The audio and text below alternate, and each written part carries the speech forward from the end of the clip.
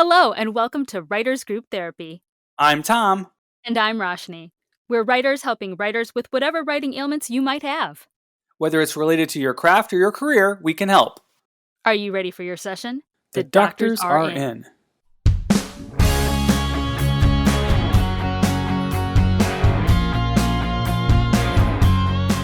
Hi, Roshni.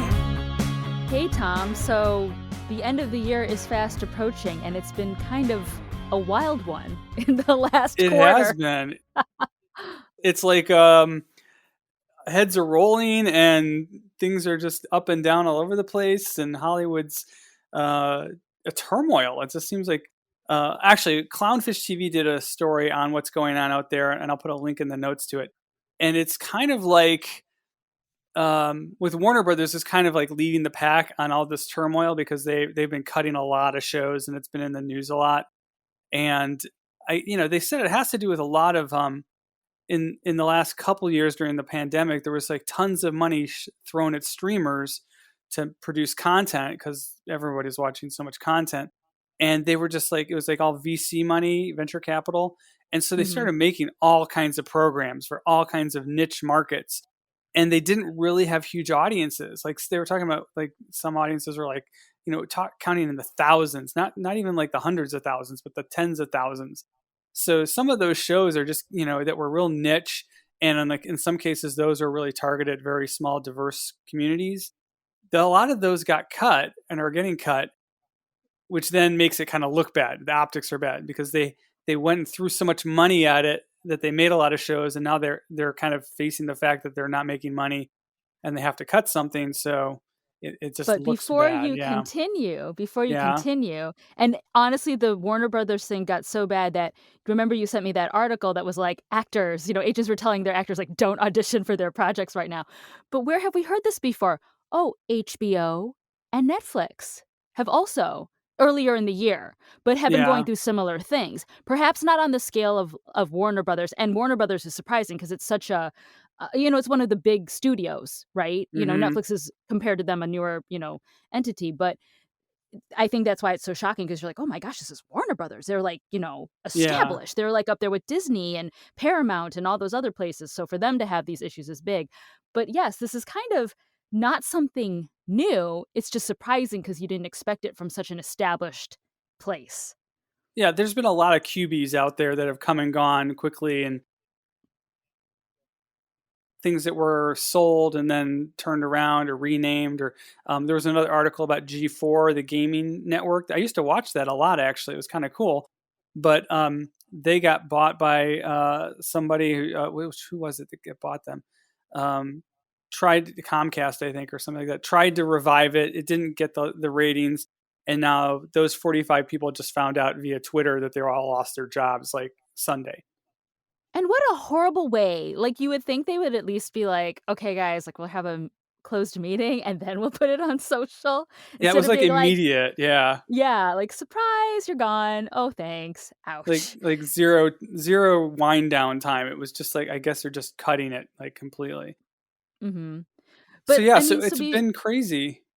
Yeah, I mean, and I was going to say, so part of this, I think, ties into, we have so many topics to cover really with what's going on with the studios, but transparency.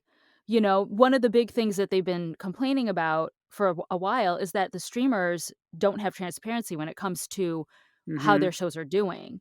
And now finally, I believe they have to be open because advertisers want them to be open because they're not going to put their money down if they don't know how well a show really is doing. And it's easy enough for Netflix to say, it makes me wonder, like, for example, they say, oh, Stranger Things is the most watched show or whatever. But is it really, or is it just because you wanted to pick that one and push that one forward to be the most watched? Because we don't really have concrete numbers. We don't have Nielsen ratings. We don't have, we don't have the advertiser eyeballs on it to like say, there's just no statistics, and they've been getting away with it for quite some time. Right. They can cherry pick the stats to, promote their stuff, but then that doesn't mean anything for comparative to other things, because they're also, since they're just streaming, it's all about total views over a certain period of time versus, TV has had to do things like, there's same day watching, same day plus 7 days of streaming and on demand. the networks, Nielsen really had to come up with a way to really track all of that and kind of, um, and it actually made a big difference once they started, tracking like, on demand and DVR viewing. And I don't even know anyone uses a DVR anymore. Actually, it's all just on demand, I think. But Mhm. streaming and on demand and DVR, once they started calculating that, it really made a big difference because some shows literally got saved by the DVR viewing.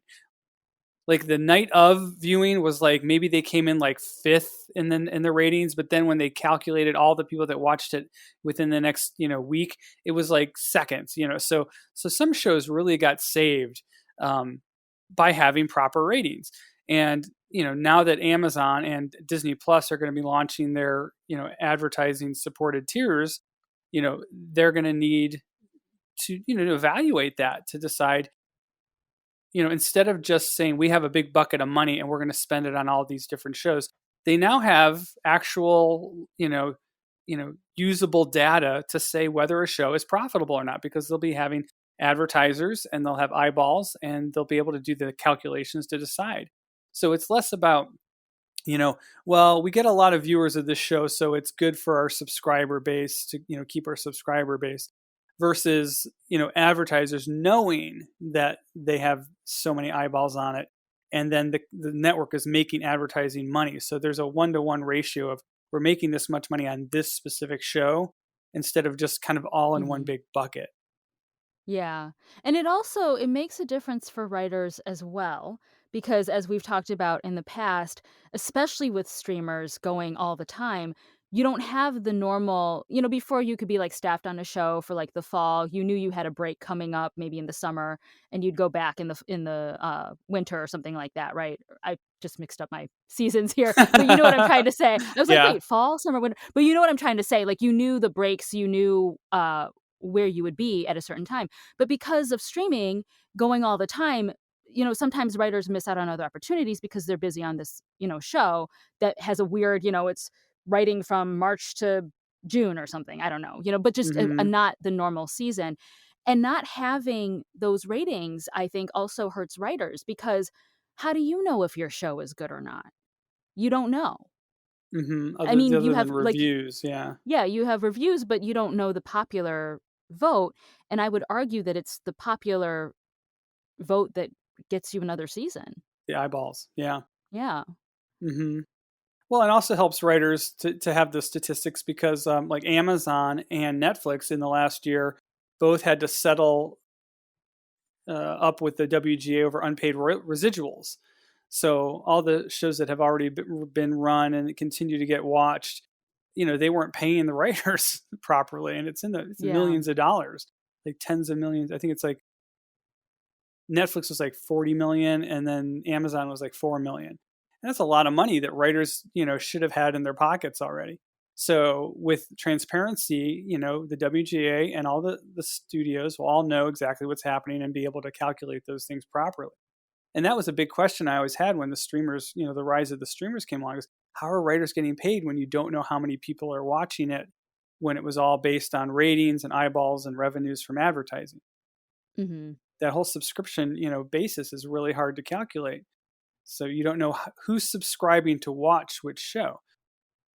You could, I mean, for like something like Game of Thrones, you could kind of guess because the month that Game of Thrones would come out with a new season, there'd be a huge spike in subscribers. You could attribute a lot of those to Game of Thrones.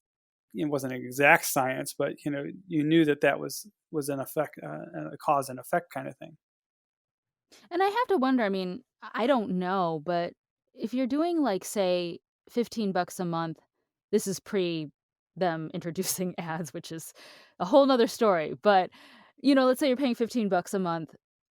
How do you even divvy up the residual pile off that if you're not being open about the numbers? Well, they had the numbers internally, because they would have, knew who was watching which stream and how many times and for how long. So they had they could calculate that internally, but if it's not open, then it's their word, I guess, their Yeah. data against the world, your data or whatever, but you don't have any data. So, I mean, isn't this kind of yeah. I mean, I know this is more acting related, but isn't this kind of related to why, Scarlett Johansson was going after Disney Hmm. when I think it was Black Widow came out on streaming and she's like, "You don't have the numbers, like, you didn't."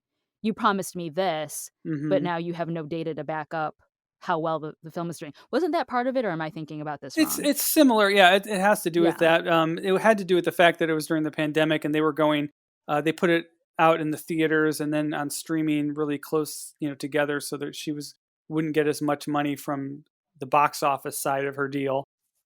Mhm. It was kinda like that, it was before the the big stars were getting compensated based on streaming versus theater because most of their deals were still based on theatrical. The pandemic kind of threw that all into chaos when the studios started putting stuff on their streamers like weeks, either sometimes at the same time, but then other times it was like weeks or just a month or so after it was out in the theaters. Very hard to calculate because if you do it that close together, a lot of people are like, I'm not going to go pay $20 to see it at the movie theater. I'll just wait a month and watch it at home. So that Oh, was a yeah, big of difference. course. They did Yeah. do that. They did have that. Disney hasn't done it in a while, but they did do it for a few films like Mulan, where you could pay like $30 to watch it at home the same day it was in the theaters. Those kinds of things. Those kinds of premium, on day and day kind of screening kind of things. They got a big premium for that, which I would never pay for. But then again, a couple months later, it was available as part of the subscription package. I was like, "Wait a minute, did Mulan come out in the theaters? I didn't think it did." I mean, I watched it at home, but I feel like it, because that was, like, during the height of the pandemic when you really couldn't go. I'd have to look it up, but yeah, I thought it did go into theaters at some point. Maybe after. I feel like there were a couple, like that one and maybe Wonder Woman 1984, where you just paid like you would have paid for a ticket, but you watched it Yeah, at home because you couldn't go to the theater, but I could be wrong. It's all a big blur now. Like, the last couple of years, I'm like, "I don't know." I just assumed the theaters were closed. But, yeah. It did go into theaters. It had a it limited did? theatrical Oh. release. It made 70 Oh, million okay. in the theaters, not including the money they made from Disney when Disney put it on Disney Plus. So it was kind of a financial flop. Yeah. Well, when you say limited, do you mean limited in terms of time or limited in terms of where they put it? I don't know. I mean, usually Oh, when they say okay. limited, it usually means the number of screens because there were only so many Yeah. screens open at that point in the pandemic. It might have been launched internationally in some countries that weren't in lockdown, Okay. that kind of thing. But I mean, I think at that time, probably all the LA theaters were closed. Yeah. It was not being screened domestically, as not in the big markets like New York and LA were shut down. So those are the two biggest markets.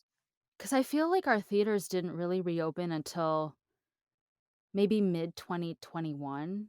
I feel Yeah. like there was a lot of false starts, and even if they were open, people were like, "I ain't going." So, yeah, I feel like they really didn't open until, like, maybe mid-2021 or later. Yeah, So, I'm whenever just Mulan wondering, came have the out, yeah. theaters actually rebounded yet? Like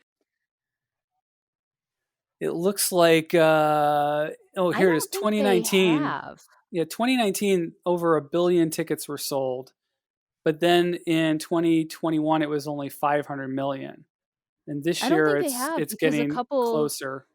I was gonna say a couple theaters actually declared bankruptcy. I believe I wanna say Cinemark They declared got bought by bankruptcy. somebody. Everybody, yeah, they might have they might have gone bankrupt, but it seems like everybody got bought by somebody. So all Yeah. those theaters aren't necessarily closed; they're just owned by different people. Okay. Their But name just this year it changed. says they're on track to get 848 million tickets. So about 85% of where they were, before the pandemic. So they have not rebounded yet. I would be so curious to know what movies are coming out now that like the percentage of what was like these are the movies that were in the queue before the pandemic, and they're just like trying to, you know, get them Oh, out at there what because they're point like, "We we're already sh." getting like fresh post-pandemic Yeah. content? Yeah, like when are we done with the, like, stuff that was already shot before the I don't pandemic? know. Just recently, Marvel pushed back a whole bunch of dates. I mean, they're talking about pushing movies into 2026 at this point in some cases. That may be a whole nother story about Marvel and fatigue with their films and just trying to Oh, space them out gee. more. Yeah. Yeah, because their recent films haven't done as well. Just because people are just, I don't know, they're just getting hammered with film after film. It seems like from Marvel, and they're just not. They're not like. I think you need a little time for uh, to kind of want to see the next film. If you go from film to Mhm. film to film, month after month, it doesn't seem as exciting as and eventful. But maybe Yeah. we should do a whole episode on that. That's a whole different Well, story. I But mean, but that also I think you and I have talked about this maybe even off podcast where I was like, "Well, but how many of these movies were already ready to go and would have been released and then had to be delayed because the theaters were closed and they didn't know what to do with them?" So, hmm yeah, I'm just wondering when they're running out of that back stock and they're like, "Okay, these are fresh ones." And then you're like, "Okay, stop it with the Marvel movies, please," you yeah, know? But so other I was gonna say, so other crazy things happening with the studios, going back to Warner Brothers, the cutting of the writers and directors fellowships, and then the retraction of it less than 24 hours later. wham! That was a whiplash. Yeah. Yeah. No, that you and I both were talking about it the day it happened. How we have to do an episode on this because it's this huge thing that we've our whole time in LA that we've been trying to get into the writers' room, so to speak. That was one of the key things we always did. We always submitted to that program, and then it was suddenly going to be gone. But then it Yeah. wasn't.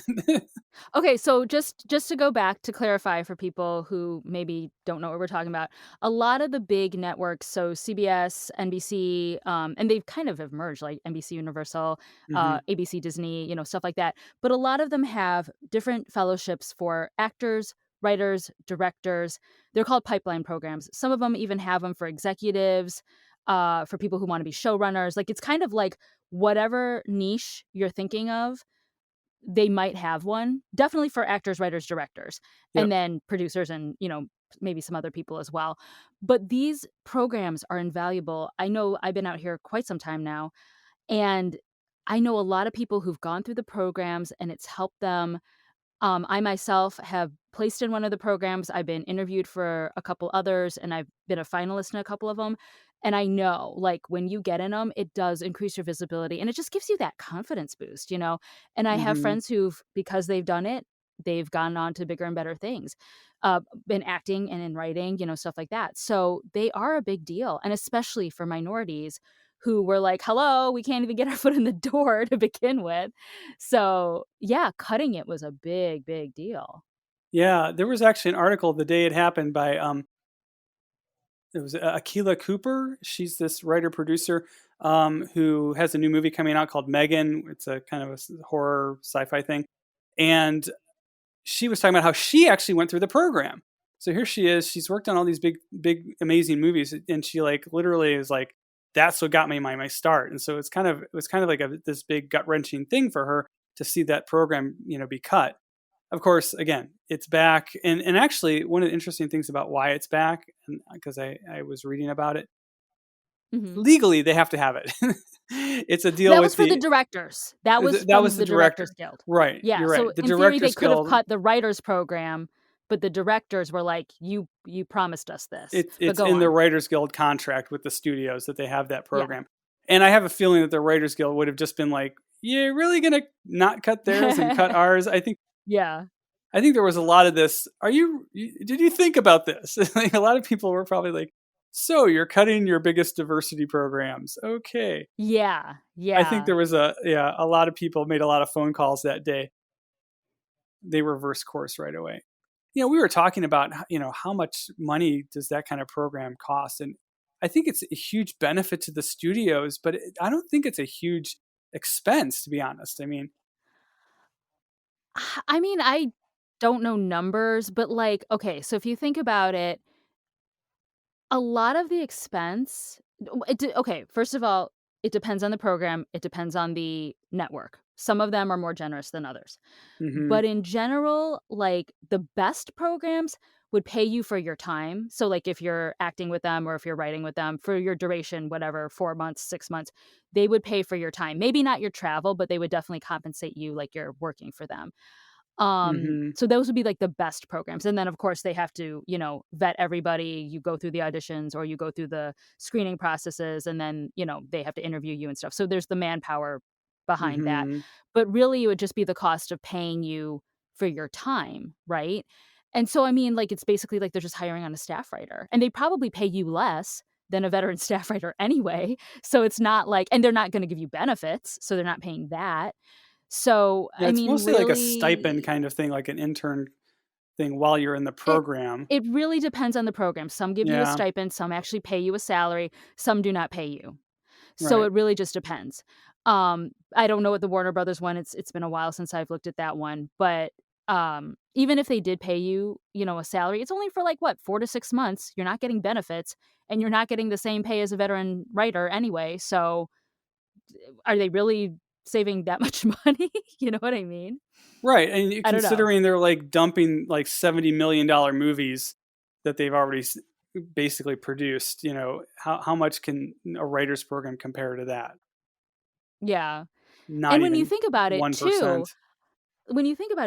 like, how how easy is it? Like, if they were like, "Okay, we need to find new writers for these new shows or new films," you have this built-in program, so you're like you were already gonna spend the money on the hiring anyway, and now you have vetted writers, so you've just saved Mhm. yourself in the future having to, like, go through the hiring process again. I don't know, I'm like, "Yeah, come on, guys." Image-wise, it just makes the Oh, studios look yeah. better, just Oh, we're yeah. doing everything we can to promote diverse voices and underrepresented, segments and stuff like that.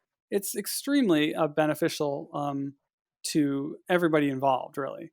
It's a I think win-win. that's I think that's basically why they retracted, because even if it was a super bloated program and they were like, "Oh my gosh, it's costing us $50 million," which I doubt, it looks bad, especially now after Me Too and being woke and everything, that they're like, "And let's cut the only diversity program for people to get in," you know? Mhm. "Let's raise that glass ceiling higher," I mean, it's the come on, kinda thing guys. every writer has on their calendar, it's like, Oh, yeah. it's a list of when do I have to submit my spec script for Warner Brothers or whatever. Yeah. It's Yeah. kind of like an annual ritual. And again, then they would just have to go through another process to hire writers. What's the better way than that? I think it's a great program. So. I mean, and good on the DGA for having that language in their contract. If they didn't, I wonder if Warner Brothers would have continued to just axe the program. Oh yeah, I mean, Because it was yeah, because it was really because they caught that loophole that they were like, you can't do it." And then, of course, they're like, "Okay, we'll keep the whole thing and switch it into our DEI initiatives," "Okay, that's fine." But hmm if the DGA didn't have that protection in there, I wonder if they would've been like, "Okay, bye, line item." yeah. Well, studios are required through the WGA's contract to use a certain number of like freelance writers, which is supposed to be translated into new writers or writers who haven't been produced yet or haven't had as much success. But a lot of times, those quote unquote freelance positions, those freelance scripts are doled out to established writers from other places that already maybe they just don't have a show on TV right now, but they've done stuff in Mm. the past. So or you bring in celebrity writers, to like like a William Gibson or so, Tom Hanks or whatever, somebody crazy to bring in to do a special episode of a certain show. Mhm. Those sometimes don't get to the um the uh the freelance writers that they were originally designed to go to, which are supposed to be the ones that are out there. Hey, I wrote a spec script for your show. What do you think? Yes, this is good. You know, we'll run it. That kind of thing. Yeah. Crazy, crazy times. And I have Yeah. a feeling because of the backlash, no other network would even dare think about cutting their program now, Mm-hmm. you know? Yeah. Speaking of cutting, oh, did you hear Cartoon Network is cutting a huge number of people? They've been laying off people a lot. So sorry, Cartoon Network. I vaguely saw something about that. Yeah. Yeah, Cartoon Okay, so Network. fill us in. What's happening? Well, that's all I know. You're I like, and actually that's it. I Bye. heard a rumor that Cartoon Network was laying people off. Oh So, well, they're part of Warner Brothers, so that's just okay, kind of part of the cuts they're that going. makes sense. Used to be Cartoon Network was a huge. I mean, like when you thought about basic cable, they were like pretty huge, but it's kind of I don't know if it's died down because again, market segmentation, people going to other entertainment, avenues, streamers and gaming and, TikTok and what have you. Wait a sec, does Warner Brothers have a streaming service? Do they Yeah, have an it's app? HBO It's Max. HBO, Oh, see, everybody's yeah, so, like, intertwined that I, like, don't even know who the parent companies are. So Warner Brothers and HBO yes. are connected. Oh, I Yes, didn't that's know why that. all the Warner Brothers DC Comics stuff winds up on HBO Max because they do all that. They're part of that whole the DC stuff. Because remember, Warner Brothers used to have DC Universe, which is where they put all the comic book stuff, which is their separate Uh-huh. streamer. That's gone now. That got wrapped up into HBO Max as well. Okay, but HBO okay, if I remember right, sorry, forgive me here, it's I don't like to follow, there's too many things. HBO Max is different than HBO, the apps, right? Or is it They're all very HBO Max similar. now? HBO Max is really the streaming service that contains everything on HBO, the cable network. Okay, because it's a very specific Yeah, branding, and I don't think Cartoon Network stuff appears on HBO Max, am I I don't correct? think so. I think it's its Yeah, own because separate network. Yeah, that's a very specific branding. That's why I was surprised when you just said that, because 'cause I'm like, "Really? I wouldn't have put them together, because I don't like I said, I don't know who all the parent companies are. Um, so that's interesting, and that it's would a make sense tangled that web that way. they've woven. Yeah, Yeah. I mean, in a way, it's like they would just need to create their own new app under Warner Brothers and then put Cartoon Network stuff up on there. Because I just couldn't imagine that content on HBO, that's weird. You know, right. it's like a No, and mismatch. HBO does have a specific standard kind of an image that's they stick to pretty straightforward. They have put some of the Warner Brothers content on HBO, but Mhm. most of it's just HBO Max. If you subscribe to HBO, the cable channel, you do get access to HBO Max. But I don't think it works the other way. If you subscribe to HBO Max, I don't think you don't get HBO cable, but everything on HBO cable is kind of in HBO Max anyway. So it's ah It's very yeah, yeah. Gosh, that is just too uh, much. Oh my gosh, wow, I learned something new today. Warner yeah. Brothers owns HBO, guys, okay. Crazy.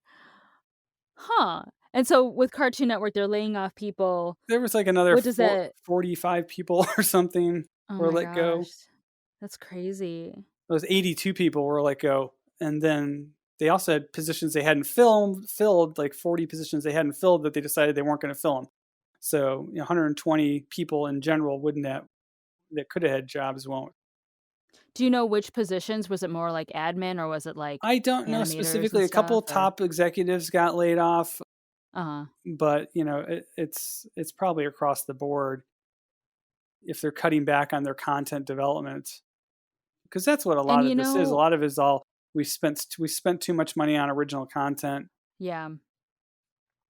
But you know the sad thing about this, okay, and especially now specifically speaking to animation, is animation I don't think still does not have the protections that it should under like Yeah. the Writers Guild and in general. Like I think it's still kind of viewed as like, the redheaded stepchild sort of thing. Hmm. Last I knew, pre-pandemic, I think they're coming a long way, but they're still not the fight's not over for like Right. There's like animation parts and of parts of writing. animation have been captured under WGA, but not all of it. Yeah, and as a general, anybody in animation, be it writers or, artists or whatever, are usually not paid as much as other people doing comparable things in other parts of the industry. And so it kind of is sad to hear that a place like Cartoon Network would be letting people go. Or, I know, like, for example, Netflix cut back on a lot of their animation because now you're already in a market that's being underpaid, and now there's a glut of talent like joining, so they're really gonna get Mm. undervalued. You know what I'm Yeah. saying? Like that's really sad to hear. Yeah. And that's kind of the I think what you're going to see across Hollywood in general is we had a ton of money that came in. They made a whole bunch of shows across all the different genres, which required a lot of people. And and now and but there's like the questions of whether or not it's quantity versus quality kind of thing. So now Mhm. they're all starting to kind of pull back and be more like HBO, where you don't do as many shows, but you put a lot of money into them and make sure they're high quality, like a Lord of the Rings kind of thing. Well, we could argue, is Lord of the Rings really high quality? People are not Well, I happy mean, with it that show. looks really good. It looks like Yeah, it looks it was a good. really beautiful show. But, Yeah. that's where the money's going. So you're paying all those people to work on one show and it's an event. This goes back to the Marvel problem is like that's an event. Like it's going to happen now and you're not going to have it for a couple of years. That's going to draw in the viewers. That model versus the Netflix model of let's make every show we can possibly think of for every little niche to get every eyeball we can, where Mhm. they don't promote individual shows very much, outside of, some trailers and things. I've seen a lot of trailers for Netflix shows on YouTube lately, actually. But the funny thing is, this is basically bringing streamers back to broadcast. That is the Exactly. broadcast model. The You don't put as pendulum. many Yeah, you don't put as many shows out. It's even like the same thing with films, right? Like, do you ever see, The Holiday? No. Do you remember The Holiday with, Kate Winslet and Cameron Diaz? No, I never saw that. Oh, you've never seen it? It's really cute. It's a rom-com. But there's a part where when they switch houses, Kate Winslet meets a guy who is a former writer, in the golden age of Hollywood, and he actually makes a comment about like, he looks at the newspaper, he's looking at the trades, and he makes a comment about, like, "Back in my day, we only had 6 pictures come out, like, in a year, but now there's such a glut that every movie has to make a killing in the first week or it's considered a failure." And Hmm. that was, like, back in I don't even know, like, 10 years ago, like, that comment was made.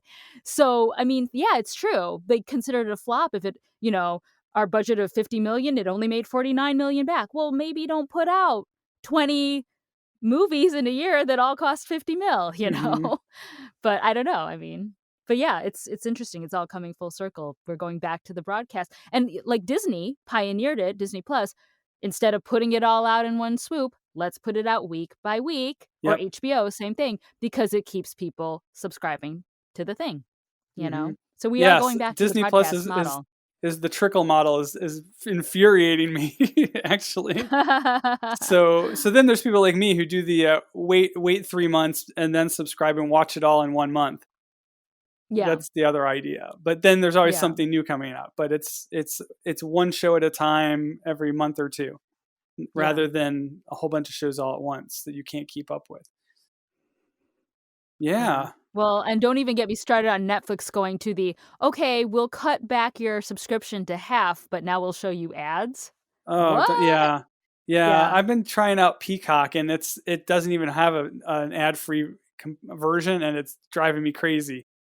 And you're like, "Why did I even subscribe? There's ads. I bought it to not have the They had a ads." super cheap deal actually. They had like a $20 for a year, so I figured, what the heck? I Oh. wanted to see Jurassic World Dominion finally, and it was on there. Oh, that's So a I whole figured other that's a whole nother episode we have to do. Mhm. I was gonna say we're very late to the party on that one, but So yes. I think I've almost tried every streamer now. I think I've done almost all of them at this point. Oh, you're a better man than me. I'm like, I Yeah. cannot even keep up with I'm a it. poorer man than you. Yeah, but it's funny, isn't it? Like, that they're coming around, like, full circle and doing that whole thing with the ads and stuff, and I would love if they ever are that transparent, but I don't think they will be. I would love to know, okay, what part of the subscription money goes where? You know? Mhm. Because everybody the producers need their cut, the writers need their cut, the actors need their cut, everybody needs a cut. And it makes me wonder then also, and this would be a whole whole 'nother conversation, if some of okay, like these big, like Scarlett Johansson's Marvel movie, that's gonna be union, but some of these have to be coming in under non-union where the actors got paid a flat fee and stuff, and there's no residuals, because I cannot see how a subscription model would work otherwise. You know what I Yeah, mean? we really need to get someone in who understands that inside Yeah, accounting better than we do to on the show for an episode. That'd be really interesting to learn about. yeah. I would bet you anything. In fact, I know for a fact that a lot of, like, say, like those Z kind of movies on Netflix, they're probably non-union, which Mhm. means Like, they paid their people once, that movie goes up, and then any money that Netflix makes off it probably just maybe it goes back a little bit into the producer's pocket, but in general, they probably don't see Mhm. anything. So that would be interesting too because that changes how the market looks for us as well, um, because a lot of us rely on residuals. I Yes. don't. And with that, I'd have to that is sell the state of the something. industry. I'd have to sell You need to something sell something to get to get a issues, yeah. residual. Yeah, and that is the state of the industry right now. It's very weird. It's been an interesting year, yeah. A It's lot of gonna be changes. interesting to see where it goes from here. Yeah. Alright, until next Awesome. Well, time. yeah, if you guys have any thoughts on what's happening in Hollywood, let us know. You can find us online, Instagram, Twitter, and all that good stuff at WG Therapy or online, writersgrouptherapy.com. Let us know what you're thinking, and we will see you guys soon.